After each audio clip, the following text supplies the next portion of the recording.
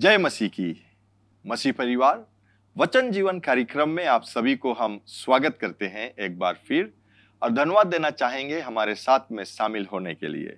ये याद रखना, वचन ही जीवन है, जीवन ही वचन है, क्योंकि बिना वचन के जीवन असफल है और परमेश्वर को प्रसन्न करना भी असंभव है।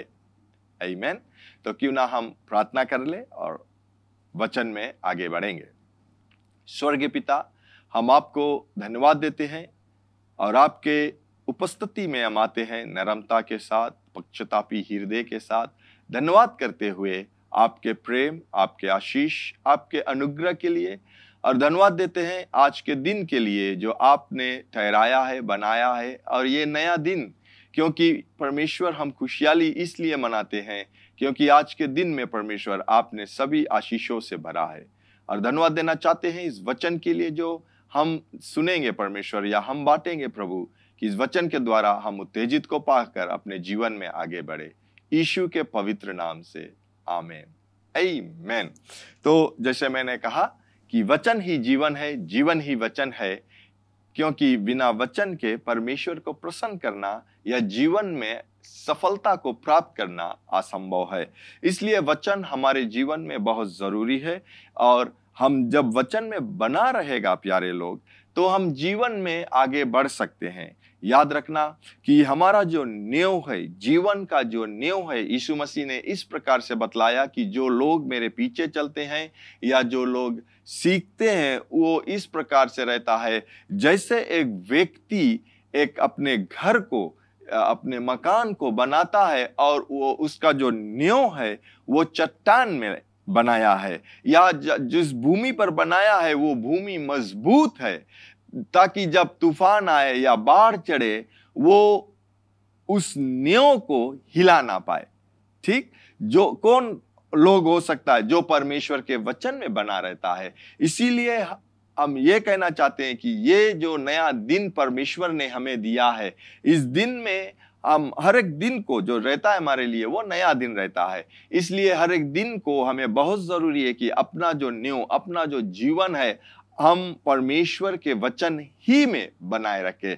सिर्फ हमारा जीवन नहीं, हमारा परिवार का जीवन भी बहुत जरूरी है कि वचन में बना रहे, ताकि हम जीवन में सफलता को प्राप्त कर सके।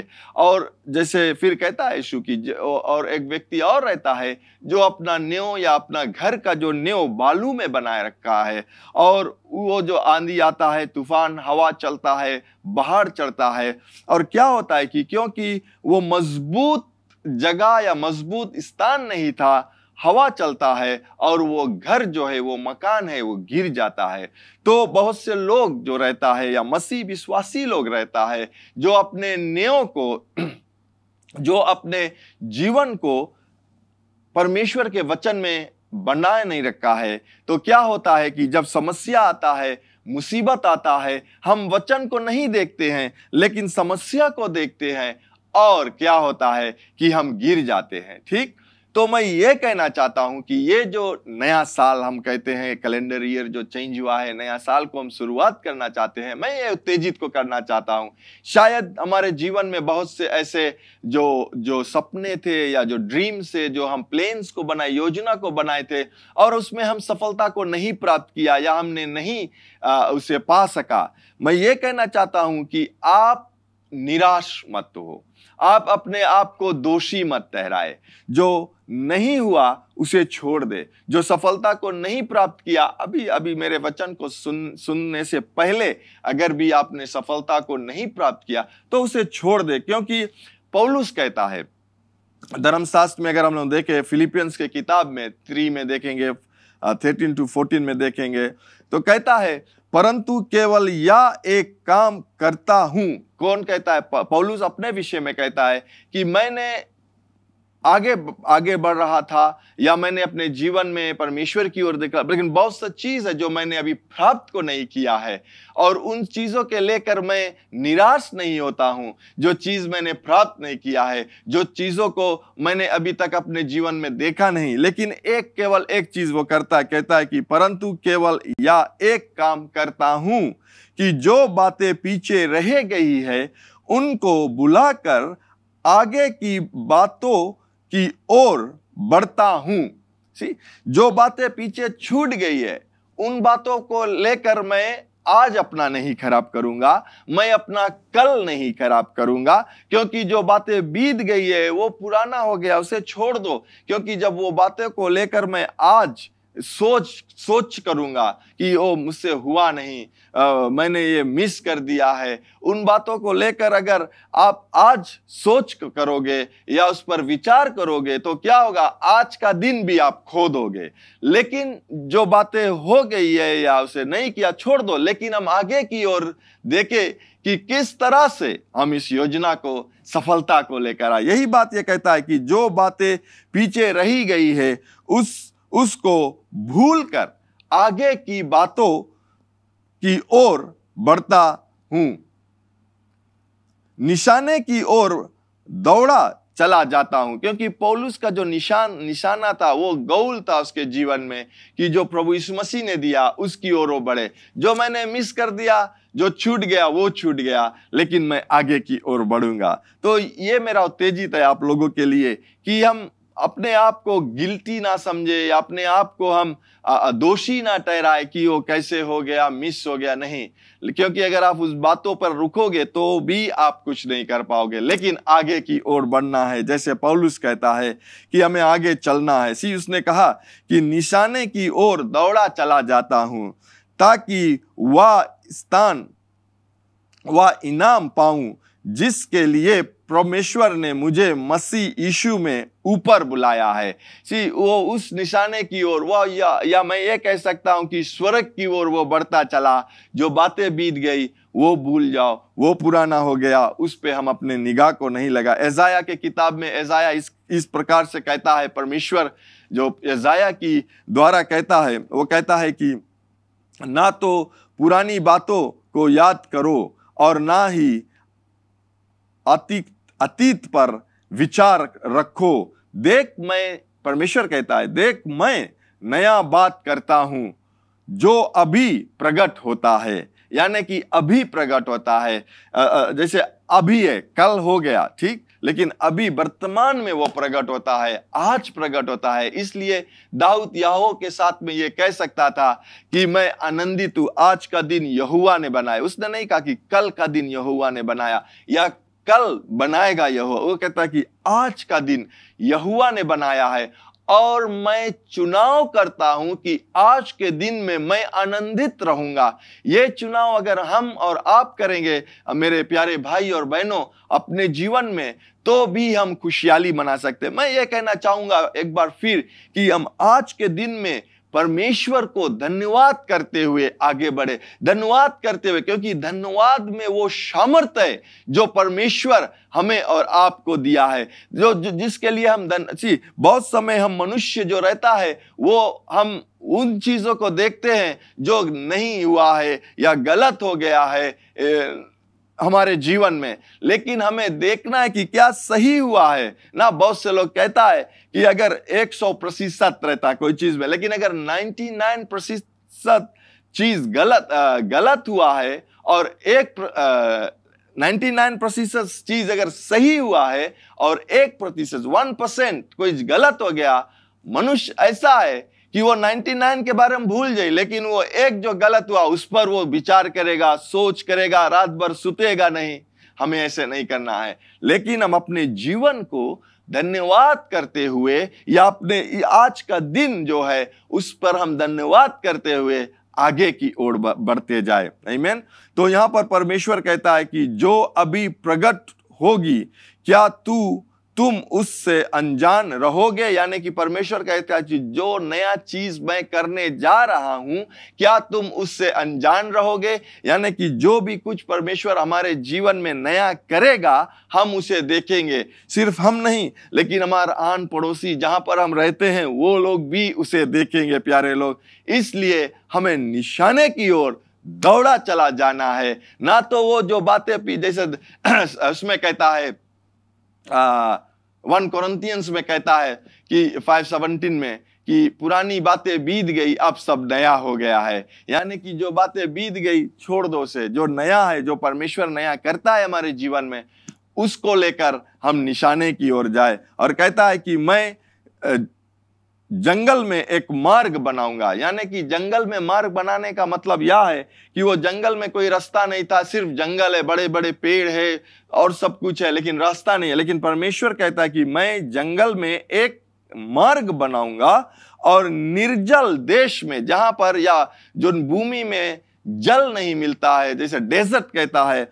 वहां पर बोले निर्जल देश में नदियां बनाऊंगा, जहां पर एक ड्रॉप या थोड़ा सा पानी नहीं मिलता। लेकिन परमेश्वर कहता है कि मैं एक नया या एक नदी बनाऊंगा जहां पर तुम पानी को इस्तेमाल कर सकते हो, पी सकते हो। सिर्फ आप नहीं, आपके परिवार, आपका जीव जंतु, जो पशु है, वो सब इस्तेमाल कर सकता है। ये परमेश्वर कहता है। इसलिए मैं आप लोगों को यह उत्तेजित करना चाहता हूं आज का ये दिन, कि हम खुशहाली से आगे बढ़ते चले, खुशहाली से परमेश्वर के वचन में अपने जीवन को बिताए। क्योंकि जब तक हम परमेश्वर का वचन हमारे हृदय में नहीं रहेगा, हम कुछ भी करेंगे, हम वो तरीके से अपने जीवन को बिताएंगे जो हमारे हृदय में रहेगा, ठीक, जो हम देखते हैं, जो हम सुनते हैं। लेकिन हम ये कहना चाहते हैं आपसे कि जितना भी समय है हमारा, वो हम अपना निगाह को परमेश्वर के वचन में बनाए रखें। क्योंकि परमेश्वर का वचन ही है, जब हम उसे रात और दिन अध्ययन करेंगे, रात और दिन अपने आंखों के सामने रखेंगे, वो हमारे शरीर के लिए चंगाई, वो हमारे जीवन के लिए सफलता और वो हमारे परिवार के लिए सफलता बहुत एक साथ देगा। आमीन। तो ये उत्तेजित का जो वचन था, वो मैं आप लोगों को बतलाना चाहता था। और मैं जरूर ये विश्वास करता हूं कि जरूर आप अपने जीवन में एक निर्णय को बनाएगा आज, कि जो कल बीत गया है उसको मैं लेकर आज अपना नहीं खराब करूंगा, लेकिन आज जो नया दिन परमेश्वर ने हमें दिया है, उसके वचन में अपना न्यों को लगाकर आगे ही बढ़ता चलूंगा। आमीन। और हम देखते हैं कि साम्स में दाऊद भी कहता है कि जब हम दिन और रात परमेश्वर के वचन में ध्यान लगाते हैं, या धन्य है वह मनुष्य जो अपना जीवन को परमेश्वर के वचन में व्यतीत करता है या ध्यान लगाते हैं, उस प्रकार से रहता है जैसे एक पेड़ जो नाले के किनारे बोया गया है, और उसका जो रूट्स रहता है ना, उसका जड़ जो रहता है, वो नदी के पानी की ओर जाता है। तो क्या होता है, चाहे कितना भी क्या कहते हैं, सूरज निकला रहता है, कितना भी घाम रहता है, जमीन में जुरा रहता है, लेकिन उसका न्यों जो है वो नाले के पानी में रहने के कारण से उसका जो पत्ती रहता है वो कभी मुरझाएगा नहीं, वो हरा रहेगा। उसका जो फल है वो अपने समय से फल देगा। किस लिए? क्योंकि उसका न्यों या उसका जो जड़ है वो नाला है, नाले के जो पानी है उसमें लगा रहता है। आज हमारे और आपके लिए वो पानी क्या है? परमेश्वर का वचन। जब हमारा न्यों, हमारा जड़ जब परमेश्वर का वचन में लगा रहेगा, तो चाहे आसपास कुछ भी होगा, जैसे साम्स 91 में कहता है कि 1000 मेरे ओर गिरेंगे, 10,000 मेरे दाएं ओर गिरेंगे, लेकिन कोई समस्या मेरे निवास या जहां पर मैं रहता हूं वहां नहीं आएगा। क्यों? क्योंकि परमेश्वर का जो बचावट है वो हमारे आसपास है, मेरे साथ रहता है और उन चीजों से बचाता है। कब होगा? जब समस्या रहेगा, हम समस्या के बारे में बातें करेंगे, तब नहीं। लेकिन जब समस्या को हम देखेंगे, हम वो कहेंगे जो परमेश्वर हमें कहता है। प्यारे लोग, जीवन में परमेश्वर ने प्रभु यीशु मसीह के द्वारा सब कुछ से हमें भरपूर कर दिया है। हमें विश्वास से उसे लेकर आगे बढ़ना है। अगर हम आगे नहीं बढ़ते हैं तो क्या होता है, या हम उसे नहीं लेंगे विश्वास से, तो हम अपने जीवन को संसारी के लोगों की तरह बिताएंगे। तो हम में और उनमें क्या अंतर हो जाएगा? कुछ नहीं, कुछ अंतर नहीं रहेगा। इसीलिए हम मनुष्य या हम मसीह विश्वासी जो रहता है, हम में अंतर देखना बहुत जरूरी है। और हम अंतर दिखा सकते हैं जब अपना न्यों, अपना जीवन, अपना जो जड़ है वो परमेश्वर के वचन में लगा रखेंगे। परमेश्वर कहता है कि हम एक दूसरे से प्रेम रखें। यीशु मसीह कहता है कि हम एक दूसरे से प्रेम रखें। यीशु मसीह कहता है कि मैं एक नया जो कानून है या एक नया बात कहता हूं, जो कमांड तुम्हें देता हूं, वो यह है कि तुम मेरी तरह, तुम मेरी तरह एक दूसरे से प्रेम रख। ठीक, ये यीशु मसीह ने सजेशन को नहीं दिया, ये यीशु मसीह ने ये नहीं कहा कि तुम सोचना, तुम विचार करना, तब करना। यीशु मसीह कहता है कि मैं तुम्हें एक नया वाचा देता, एक नया कमांड देता हूं, कमांडमेंट देता हूं, और वो यह है कि तुम एक दूसरे से प्रेम रखना जैसे मैं तुमसे प्रेम रखता हूं। आमीन। तो आज का जो हमारा जो वचन का जो शीर्षक था वो ये था कि प्रेम देता है। मैं अभी तक जो कह रहा था वो तेजित का वचन था, और लेकिन उसके साथ में मैं ये कहना चाहूंगा कि हमारा जो शीर्षक है वो यह है, प्रेम देता है। प्रेम देता है। परमेश्वर का जो प्रेम था उसने दिया। उसी प्रकार से हमें ये जानना है कि जीवन में अगर हम एक दूसरे से प्रेम रखते हैं, हमें एक दूसरे को देना बहुत जरूरी है। तो आगे बढ़ने से पहले मैं ये कहूंगा कि हमने सीखा था, पिछले कुछ सप्ताह से हम सीख रहे थे, और पहला था कि परमेश्वर प्रेम है। क्योंकि परमेश्वर प्रेम है, परमेश्वर के पास प्रेम नहीं है कि वो प्रेम दे सकता है, लेकिन खुद परमेश्वर प्रेम है ना। अगर हम देखते हैं कि एक फल, अगर एक आम का जो फल रहता है, वो आम का जो पेड़ है वो आम का फल ही देगा। उसी प्रकार से परमेश्वर प्रेम है, वो प्रेम ही देगा, और प्रेम ही के द्वारा हमें और आपको बचाया है। फिर हमने देखा कि परमेश्वर का जो प्रेम है वो बिना शर्त का है, हमारे और आपके लिए बिना शर्त का प्रेम है। उसने किसी शर्त को नहीं रखा, इसलिए उसने, जब हम पापी ही थे, अगर आप रोमन्स की किताब में 5:8 में पढ़ना कि वो कहता है कि जब हम पापी ही थे, उसने अपना इकलौता पुत्र प्रभु यीशु मसीह को दिया कि उसके द्वारा हम बच सके। आमीन। तो परमेश्वर ने बिना शर्त से हम मनुष्य से प्रेम रखा, या सारे सृष्टि से प्रेम रखा, सारे जगत से प्रेम रखा। इसलिए ये नहीं देखा कि जगत में क्या पाप है, लेकिन अगर वो ये देखता कि जगत में पाप है और वो अपने बेटे को नहीं भेजता, आज हम और आप बच नहीं सकते थे। लेकिन वो उसने बिना प्रेम का जो शर्त, उसका जो प्रेम है बिना शर्त के, इसलिए उसने अपना पुत्र को दिया। फिर आज हम देखेंगे और वो यह है कि परमेश्वर का प्रेम देता है। लेकिन मैं आगे बढ़ने से पहले फिर भी ये बात को कहना चाहूंगा कि हम ये अनजान ना रहे कि परमेश्वर जब कहता है कि परमेश्वर प्रेम है, वो प्रेम से हर एक चीज करता है। और ये भी है कि परमेश्वर प्रेम है, लेकिन वो गलती या पाप का साथ नहीं देगा। ठीक, ये बात हमें जानना बहुत जरूरी है कि परमेश्वर हमसे बिना शर्त का प्रेम रखता है, लेकिन इसका मतलब यह नहीं है कि वह पाप का साइड देगा या पाप के साथ में रहेगा, कभी नहीं। उसने ये कह दिया था शुरुआत में कि अगर तुम पाप को छुओगे अवश्य मृत्यु आएगा। तो वो कल और आज युगान युग का परमेश्वर है, वो बदलता नहीं है प्यारे लोग। उसी प्रकार से परमेश्वर बदलता नहीं है। पाप छुओगे आप, पाप आपको न्याय देगा। परमेश्वर आपको न्याय नहीं देता। परमेश्वर ने शुरुआत में न्याय को दे दिया, और प्रभु यीशु मसीह के द्वारा उसने पाप को क्षमा भी कर दिया है। यह खुशहाली हम मनाते हैं। लेकिन अगर आप पाप को छुओगे, पाप जो है वो आपको न्याय देगा। अगर आप आग को छुओगे, आग आपको जलाएगा। ठीक, वही आग के ऊपर अगर आप एक हंडी में अच्छे से पकवान अगर बनाना चाहते हो, वही आग वो स्वाद, जो सुगंधित पकवान जो अगर आप बनाओगे वो बनेगा ना। अगर आप हलवा बनाना चाहते हो, उसमें घी छोड़कर बनाओगे, मक्खन छोड़ोगे, दूध छोड़ोगे, वो अच्छी तरह से स्वाद जो रहेगा वो आएगा। वही आग में अगर आप हाथ डालोगे तो क्या होगा, वो आपको जलाएगा। यानी कि जो हमें नहीं करना है वो हमें नहीं करना है। अगर आप गलती करते हो, परमेश्वर का प्रेम जो है वो खलास नहीं होता है। याद रखना, परमेश्वर का जो प्रेम है वो एक जैसा है, और उसी प्रकार से परमेश्वर का प्रेम सर्वदा हमारे और आपके लिए रहेगा। आमीन। तो मैं यहीं पर समाप्त करूंगा आज का वचन, लेकिन अगले सप्ताह मैं यहीं से शुरुआत को करूंगा। लेकिन ये बातों को ये जरूर जानिए आप कि प्रेम जो है वो देता है। परमेश्वर का प्रेम देता है। अगर परमेश्वर का प्रेम हमारे हृदय में है तो वो जरूर वही करेगा जो परमेश्वर का प्रेम करता है। ठीक, तो क्यों ना हम प्रार्थना को करें। आमीन। प्रार्थना को करें।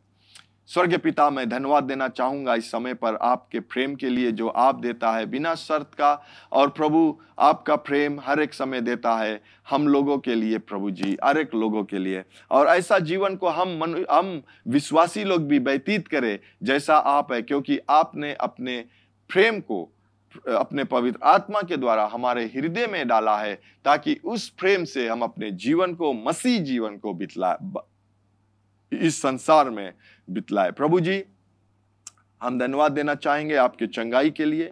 जितने लोग मेरे आवाज को सुनते हैं, आपके यीशु मसीह के नाम से मैं ये कहता हूं, इस वक्त तुरंत चंगाई प्राप्त कर और यीशु के नाम से अपने जीवन में सफलता को प्राप्त कर। धन्यवाद है आज समय के लिए आपके पवित्र नाम से, आमीन। एक बार फिर आपको हम धन्यवाद देते हैं हमारे साथ जुड़ने के लिए। लेकिन सबसे अच्छा उपहार और आशीष जो परमेश्वर देता है वो है अनंत जीवन। वो अनंत जीवन और पाप क्षमा यीशु पर विश्वास करने से ही आता है। तो अगर आप यीशु पर विश्वास करना चाहते हो, पूरे हृदय और दिल से उसको अपना आत्मा देना चाहते हो और आज से उसके पीछे होना चाहते हो, बपतिस्मा लेना चाहते हो, कलीसिया को ज्वाइन करना चाहते हो या उसमें शामिल होना चाहते हो, वो शुरू होता है आज और अभी जब आप इस प्रार्थना को हमारे साथ करोगे। तो हमारे साथ प्रार्थना कीजिए, मन से विश्वास कीजिए और कहिए, दयावान पिता, मैं विश्वास करता हूं तेरे पुत्र यीशु पर। यीशु, तू मेरा प्रभु है। तू मुझे आज मेरे पापों से मुझे क्षमा दिला, मेरे दिल में आ, अपने आत्मा से भर। मैं विश्वास करता हूं कि तू स्वर्ग से आया, मेरे पाप के लिए मरा और तीसरे दिन जी उठा, फिर से आने वाला है। मुझे मदद कर, आत्मा से भर, विश्वास में चला, यीशु के नाम से, आमीन। अगर आपने वो प्रार्थना किया है, मेरा पूरा विश्वास है आप अगर दिल से किया है, आपके सारे पाप क्षमा हुए, आप एक नए जीवन, नए सृष्टि बने हो। तो मैं चाहता हूं अगर आप हमें संपर्क करोगे, हम लोग आपको मदद करना चाहते हैं विश्वास के कदम में या विश्वास के जीवन में चलने के लिए। और आपको उत्तेजित करते हैं, कलीसिया ढूंढिए, बाइबल को पाइए, बाइबल पढ़िए और अपने विश्वास में मजबूत बनिए और अपना जीवन यीशु के लिए जिए। धन्यवाद एक बार फिर आप हमारे साथ होने के लिए। परमेश्वर आपको बहुतायत से आशीष दे और ये हमेशा याद रखना कि यीशु मसीह ही प्रभु है। Learn more from God's Word and send us your prayer request by visiting our website www.jclm.org, or you can like our Facebook page, Jesus Christ is Lord Ministries, to keep up with the now word of the Lord for the season. Follow us on Instagram, JCLMPG. Better still, subscribe to our YouTube channel, JCLMPG, to receive the latest teaching of God from the ministry. If you like to host Brother Brian for teaching and ministering at your church or host a conference, you can contact our church office 3315202.